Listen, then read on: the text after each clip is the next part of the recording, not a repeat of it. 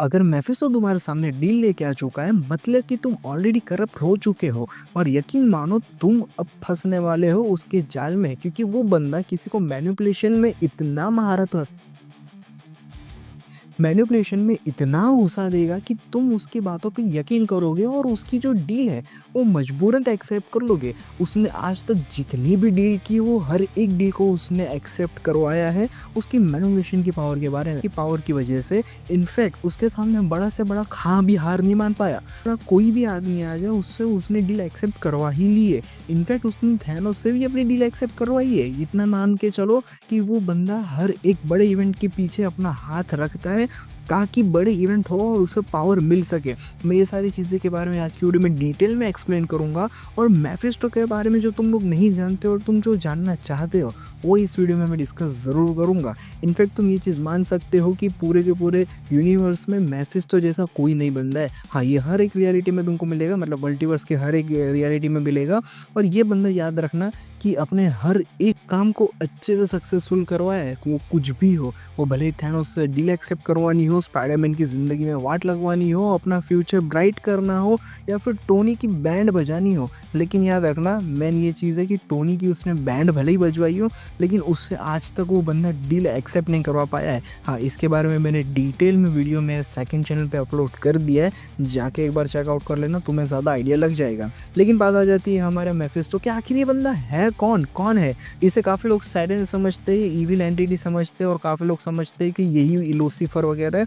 तो ऐसा नहीं है, ये एक इविल एंटिटी है, लेकिन ये एक बंदा डीमन है और ये डीमन की अच्छी तरीके से पावर निभाता है। और इस बंदे ने अपने खुद के लिए एक हेल बनाया है, मतलब जो ओरिजिनल वाला जो हेल है जिसके बारे में हम लोग सुनते हैं, जिस नर्क के बारे में हम लोग सुनते हैं, जो मार्वल यूनिवर्स के अंदर भी जो एग्जिस्ट करता है, उस हेल के बारे में यहाँ पे बात नहीं हो रही है। यहाँ पे जो बात हो रही है उसका खुद का बनाया हुआ हेल है। उस बंदे ने अपनी खुद की एक अलग पॉकेट डायमेंशन बना ली है, डोरमामू वगैरह की तरह, जहाँ पे वो बंदा रूल करता है। उसकी पावर वही ज़्यादा पावरफुल है। और वो बंदा, रही बात अर्थ में आने की, तो बंदा अर्थ पे क्यों आता है, तो उसकी बड़ी वजह ये है कि उसे इंसानों से पावर मिलती है, क्योंकि वो लोगों से डील करवाता है, उनकी जो आत्मा है उनको अपने कब्जे में लेता है, उनकी बीच में जो बुराई है जिससे लोग आसपास में भड़कते हैं। इनफैक्ट जो उन लोगों के बीच की परेशानी, जो प्रॉब्लम्स वगैरह है, उससे उसे ताकत मिलती है, उससे वो और भी ज़्यादा पावरफुल बनता है।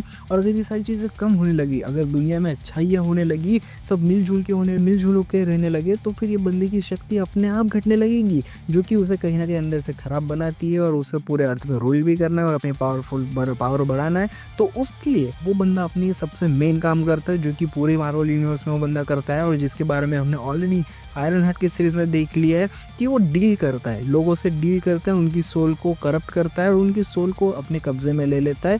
यस, उसका काम यही है, कॉन्ट्रैक्ट साइन करवाना, और वो बंदा उसकी काम में माहिर है। और लोग, बड़े से बड़े लोगों को उसने अच्छी तरीके से मैनिपुलेट कर रखा है पूरे मार्वल यूनिवर्स में। उसकी इस पावर की वजह से तुम समझ सकते हो कि स्कारलेट विच भी अंदर आ चुकी है, और उसकी वजह से उसकी एक लंबी स्टोरी थी, मैं हाँ इस वीडियो में ज़रूर कवर अप करूँगा, जहाँ उसकी दोनों बेटे भी उसी की वजह से क्रिएट हुए थे, मतलब कि मेफिस्टो की वजह से।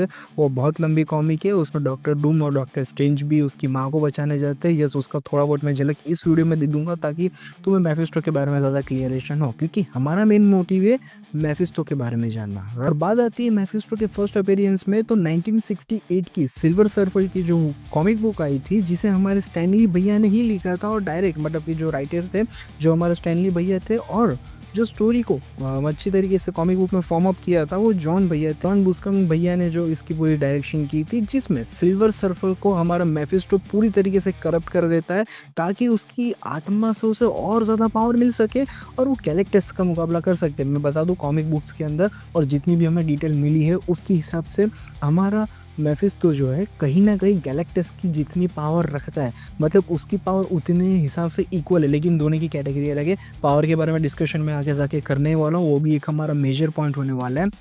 लेकिन मेफिस्टो उसकी पावर के बराबर है, और ये बंदे की जो क्रिएशन हुई थी वो जहाँ में थॉर की ओरिजिनल कॉमिक का इश्यू नंबर 8 के चैप्टर 180 से 181 के बीच की स्टोरी दिखाई जाती है, जहाँ पे थॉर का मेन उससे कुछ लगता वगता नहीं था, लेकिन पूरे जो जो पॉकेट डायमेंशंस जिसके ऊपर डिस्कशन चल रहा था उसके अंदर हमें इसकी रियलिटी दिखाई जाती है और मेफिस्टो का एक हल्का फुल्का अपीयरेंस भी देखने को मिलता है। यस, वो थॉर की पूरी कॉमिक में जो कॉमिक है उसके अंदर ज़्यादा उसका बड़ा हाथ नहीं था, लेकिन उसके ने बहुत बड़ा कांड कर लिया था इस कॉमिक के अंदर। भले ही उसके अंदर अपीयरेंस छोटा हो, लेकिन कांड बड़े हैं बहुत ज़्यादा किए।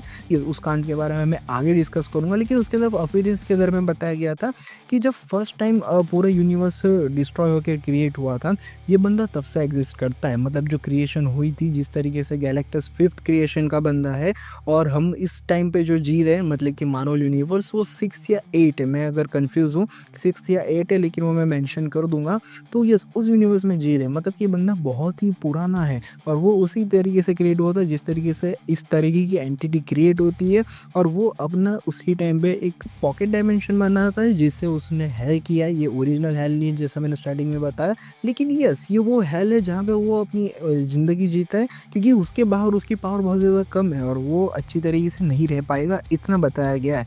जिसके बाद हम लोग उसकी मेन पॉइंट पे आते हैं जिसके बारे में तुम सबको जानना है, और यस, उनमें से कुछ पॉइंट तो तुम लोग जानते हो, लेकिन ज़्यादातर पॉइंट उसके अक्सर ऐसे जो हम लोगों को पता ही नहीं है। उनमें से ये जो बात कर रहा हूँ मेफिस्टो की पावर के बारे में, अब इसके लिए हमें बताया गया था डैमिनेशन कॉमिक बुक जो 2018 में आई थी, जिसके अंदर डॉक्टर स्ट्रेंज अलग अलग रियलिटी के अंदर घूम रहा था। हाँ, इस पे भी कभी फिर टाइम मिला तो डिस्कशन करेंगे। उसके अंदर हमें मेफिस्टो की पावर के बारे में बताया गया था डिटेल में, जहाँ उसकी सबसे बड़ी पावर जो है वो मैनिपुलेशन है, जो तुम्हें सबसे ज़्यादा अट्रैक्ट करती है और तुम्हें उसकी जो बात है उसे मनवाने में पूरा ताकत कर देगी। मतलब अगर वो बंदा चाहता है कि तुम उसके गुलाम बनो तो तुम गुलाम बन ही जाओगे। उसका मैनिपुलेशन उस लेवल का होता है। इनफैक्ट वो टाइम को भी मैनिपुलेशन कर सकता है, मतलब कि किसी को टाइम लूप में फंसाना हो, जो कि हमने लोकी के सीज़न 1 में देखा था, या फिर टाइम को फास्ट फॉरवर्ड करना हो या फिर बैक फॉरवर्ड करना हो, वो भी ये बंदा कर सकता है। टाइम को स्टॉप भी कर सकता है। यस, जो हमें आयरन हार्ट के सीरीज़ के अंदर देखने को मिला था, जिस तरीके से उसने उसका सूट गायब कर दिया, तो यस, यहाँ पे उसने एक सिर्फ सूट के लिए टाइम को बैक फॉरवर्ड कर दिया था, बाकी स्टोरी वैसी की वैसी ही थी। मतलब कि ये बंदा टाइम के साथ पूरे लेन देन कर सकता है। और हाँ, मतलब वो जो टाइम स्टोन की जो एक्चुअल पावर है उतनी नहीं, लेकिन लिमिटेड है। ये चीज़ आप लोगों को, मेरे को पता है कि पता नहीं होगी। यस, लेकिन वो टाइम लूप को भी यूज़ कर सकता था और हमेशा रहेगा, और उसको कोई हरा नहीं सकता आसानी से, क्योंकि इमॉर्टेलिटी का भूत ही ऐसा होता है। उसकी जो कर्ज है वो आसानी से नहीं निकलता। उसके अलावा वो बंदे के पास एक और ख़तरनाक हथियार है सॉल मैनिपुलेशन का। मतलब कि जो सॉल वो करप्ट करके अपने आप में अंदर में ले लेता है, तो उसे वो पूरी तरीके से इस्तेमाल कर सकता है, और उसकी इस्तेमाल से वो पूरे दुनिया पे बुराइयाँ आराम से फैला सकता है। आगे जाके इसके ऊपर हम लोग और भी ज़्यादा डिटेल में बात करने वाले हैं, तो उसके लिए आप रहना तैयार। और इसके बाद की जो चीज़ है वो सबको पता है, लेकिन ये पता नहीं कि वो कितने लेवल की है। मैं बात कर रहा हूँ मैजिक की, क्योंकि वो मेफिस्टो जो है मैजिक में बहुत ही ज़्यादा ताकतवर है, और वो यस मैजिक में बहुत ही ज़्यादा पावरफुल है, लेकिन हमें नहीं पता कि वो कितना मैजिक जानता है, कितना उसे ज्ञान है। तो उस इसी कॉमिक में हमें बताया गया कि वो डॉक्टर स्ट्रेंज से जब डिस्कस कर रहा है तो वो उसे कह रहा है कि तुम्हें ही ज्ञान का श्राप नहीं है, मुझे भी ज्ञान मिला हुआ है, जितना तुम जानते हो उतना मैं भी जानता हूँ। पता चला कि मेफिस्टो जो है उतना ही ज्ञान रखता है जितना डॉक्टर स्ट्रेंज के पास है, और उसकी तरीके ही इंटेलिजेंस उसके पास एग्जिस्ट करती है। इसके बाद जो हम लोग हर जगह देखते हैं और हर जगह हमें पता है कि वो अपनी असली रूप में सबके सामने नहीं आता, ह्यूमन के फॉर्म में किसी भी और रूप में आता है। मतलब कि उसकी एक पावर शेप शिफ्टिंग की, मतलब कि अपना रूप को बदल देना। खैर, ये सारी चीज़ें तो मैंने उसके बारे में ऑल ओवर मैंने बता दी कि कौन है मेफिस्टो, क्या पावर है, वो किस तरीके से अपनी ज़िंदगी रहता है। लेकिन अब मैं कुछ उसके बिग इवेंट्स के बारे में बात करता हूँ, जहाँ उस बंदे के पीछे हाथ है, जिसकी वजह से काफ़ी सारे बड़े बड़े खतरे अर्थ पे आए हैं। उनमें से एक बड़ा सा खतरा जो कि उसने क्रिएशन किया था और उसकी वजह से वो अपना फ़ायदा करना चाहता था, जिनमें से बड़ा इवेंट है एक वन मोर डे। स्पाइडरमैन की जो कॉमिक है स्पाइडरमैन वन मोर डे, उसके अंदर का इवेंट है, जिसके अंदर होता ही है बेसिकली आकर की आंट में मर रही होती है और उसे बचाना होता है। लेकिन दूसरी तरफ उसकी शादी हो चुकी होती है एमजे के साथ, मेरी जेन के साथ, जो कि अच्छे से जी रहा होता है, लेकिन उसे अपनी आंट में को बचाना होता है। तभी हमारा मेफिस्टो आ जाता है और पूरा अपना जाल बिछाता है और उसे मैनिपुलेट करता है, तुम्हारी आंटी को तो मैं बचा लूंगा, लेकिन उसके बदले में तुम्हारी शादी टूट जाएंगी। तो ये चीज़ होती है। पूरी कॉमिक बहुत ही ज़्यादा बड़ी है, मैं तुम्हें शॉर्ट में एक्सप्लेन कर रहा हूँ, और वो भी शॉर्ट में, मतलब मेन पॉइंट। जिसके बाद हाँ, कहीं ना कहीं हमारा मोराई बापू उसके बीच फंस जाता है और उसने अपनी शादी तोड़ दी थी। अब बात ये आती है कि इसके चलते आगे जाके कॉमिक में ये हुआ है कि जो एमजे और स्पाइडरमैन की जो लड़की होने वाली थी इन फ्यूचर, उसकी वजह से पूरा मेफिस्टो का प्लान चौपट होने वाला था और वो अर्थ पे नहीं आ सकता, तो उसने अपनी ताकत पूरी हारनी पड़ती।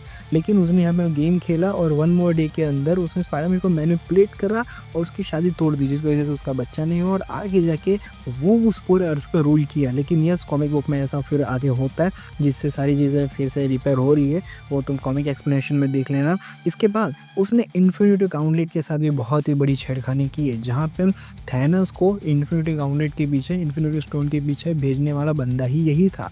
यही ने पूरी की पूरी गेम खेली थी थैनोस के पीछे इन्फिनिटी स्टोन को, और पूरी इन्फिनिटी वॉर मेन इसकी वजह से हुई थी, जहाँ पे हमारे मेफिस्टो का प्लान ये था कि वो मैनिपुलेट करके अपने पास ले लेगा, सारे इन्फिनिटी स्टोन अपने पास ले लेगा और वो और ज़्यादा पावरफुल बन जाएगा। क्योंकि जब इन्फिनिटी स्टोन बने थे फर्स्ट टाइम क्रिएशन के टाइम पे, तब उसी की पावर की वजह से हमारा मेफिस्टो भी कहीं ना कहीं क्रिएट हुआ था और उसकी पावर को बूस्ट अप करने में ही बहुत ही बड़ा हाथ देते इन्फिनिटी स्टोन।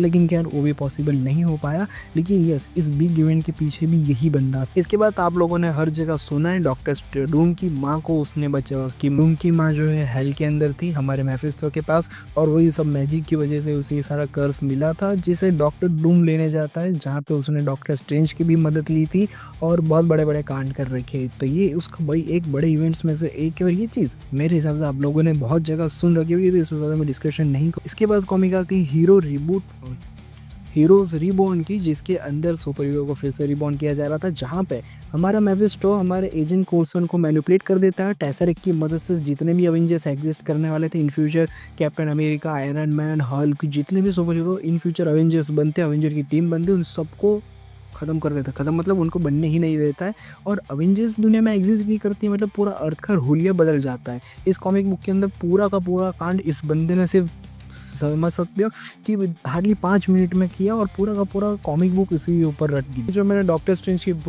कॉमिक बता दी, जहाँ पे हमें मेफिस्टो का ओरिजिनल देखने को मिला था, वहाँ पे हमारे डॉक्टर साहब जो है लास वेगास को फिर से रिबॉर्न कर रहे थे, उसे फिर से जिंदा कर रहे थे। लेकिन उसके बीच कहीं ना कहीं मेफिस्टो आ जाता है और हेल में लेके आ जाता है, जहाँ पे हमें उसकी पूरी बैक स्टोरी बताई जाती है और वहाँ पे हमें पता चलता है कि अब वो पूरी अर्थ पे कब्जा करना चाहता है। उसके लिए सामने हमारे Ghost Rider, Scarlet Witch, Spiderman और डॉक्टर स्ट्रेंज सामना करने के लिए आ जाते हो, पूरी कॉमिक उसको लेके। और ये एक बहुत बड़े इवेंट्स में से एक है।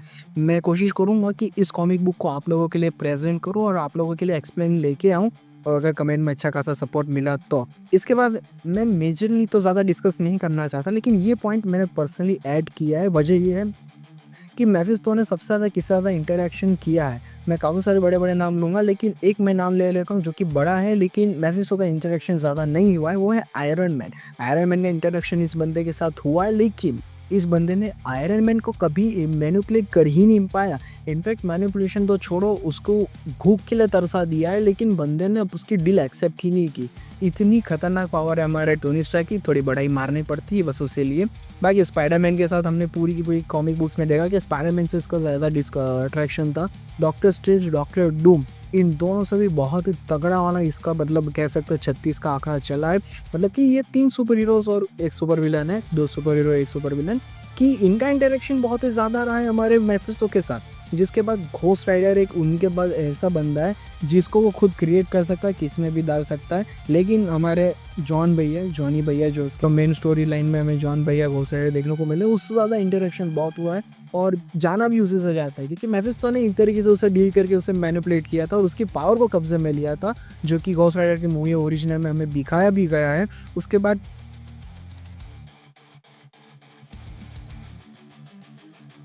बहुत ही बड़ा इवेंट एक और हुआ था जिसको मैंने डिस्कस नहीं किया, लेकिन ये वो डिस्कस करने लायक भी नहीं था। लेकिन स्कारलेट विच और विजन के साथ इसका इंटरेक्शन अच्छा खासा हुआ। इसके अलावा इस बंदे ने बाकी सब लोगों से नॉर्मल से इंटरेक्शन देखने को मिले, ब्लेड वगैरह से भी थोड़ा खास हुआ नहीं, ये नॉर्मल सा ही हुआ है।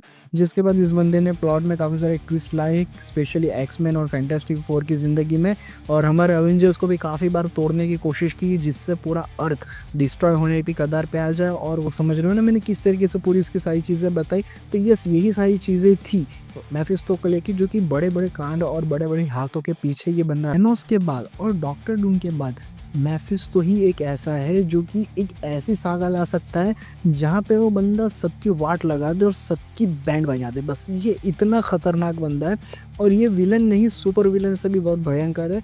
और यस, मैं इसे पर्सनली देखना चाहूँगा। आने वाली काफ़ी सागा में इसको ये लोग इंट्रोड्यूस करेंगे। टीवी शो में तो अभी फिलहाल आ ही गए हैं। बट मेफिस्टो के लिए तो और भी ज़्यादा फ्यूचर ब्राइट हो रहा है, और मार्वल वैसे भी और भी ज़्यादा फ्यूचरिस्टिक सागा प्लान कर रहा है, जिसमें इस तरीके की एंटिटी, गॉड लेवल एंटिटी, या फिर कह सकते हो कि कुछ इविल एंटिटी आगे जाके विलन्स में आएगी। मतलब मल्टीवर्स सागा के बाद अब ये चल रहा है, मल्टीवर्स सागा जब एंड होगा, सीक्रेट वॉर खत्म होगी, उसके बाद उन लोगों ने कुछ और प्लान किया है। अगर मुझे कुछ ज़्यादा डिटेल मिलती है तो मैं उस पर भी ज़्यादा डिस्कशन करूँगा, लेकिन ये मेफिस्टो उसमें ज़रूर अपना हाथ दिलाने वाला है, इतना तुम पकड़ के चलो।